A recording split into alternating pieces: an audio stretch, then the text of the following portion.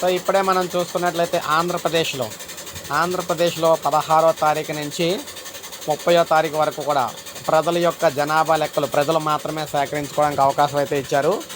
ప్రజల జనాభా లెక్కల్ని ప్రజలే సేకరించుకుంటారనమాట. అంటే 16వ తారీఖు నుంచి 30వ తారీఖు వరకు స్వీయ గణన అయితే జరగబోతుంది. సెల్ఫ్ కాలిక్యులేషన్ అయితే చేయబోతున్నారన్నమాట.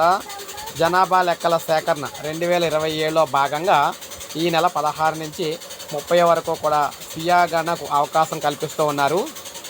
ఈ మేరకు జనగణన డైరెక్టర్ ఒక పోర్టల్ అయితే విడుదల చేయడం అయితే జరిగిందనమాట. పూర్తిగా డిజిటల్ విధానంలో జనగణన చేపడుతున్నట్లు తెలిసింది. మే 1 నుంచి 30 వరకు కూడా జనగణన అధికారులు క్షేత్రస్థాయిలో పర్యటిస్తారని పేర్కొన్నారు. అయితే ఈసారి మాత్రం ప్రత్యేకంగా ఒక వెబ్ పోర్టల్ అయితే అంటే వెబ్సైట్ అయితే విడుదల చేశారు. అంటే అప్పుడు మనకి 16వ తారీఖు కల్లా విడుదలైతే చేస్తారనమాట. ఆ వెబ్ పోర్టల్లో మనం దానికి సంబంధించి మన వివరాలన్నీ కూడా మనకు సంబంధించి మన జనాభా లెక్కల వివరాలు, మన ఇంటి వివరాలు కావచ్చు, మనకున్న ఆస్తుల వివరాలు కావచ్చు, అన్నీ కూడా సొంతంగా మనమే అయితే ఇచ్చుకోవాలన్నమాట అందులోని. ఆ తర్వాత మే 1 నుంచి 30 వరకు అధికారులు అయితే పర్యటించి మనం ఇచ్చిన వివరాలన్నీ కరెక్ట్గా ఉన్నా లేదా అయితే చెక్ చేసుకుంటారన్నమాట. తేడాలు ఉంటే అప్పుడైతే వారైతే మోడిఫికేషన్ అయితే చేస్తారు. సో ఏపీలో ఈ విధంగా మొదటిసారిగా జనాభా లెక్కలకు సంబంధించి ప్రజలకి అవకాశం అయితే ఇచ్చారనమాట. సో ఇది అప్డేట్. ఒక లైక్ చేయండి, సబ్స్క్రైబ్ చేసుకోండి, మన ఛానల్ సబ్స్క్రైబ్ చేసుకొని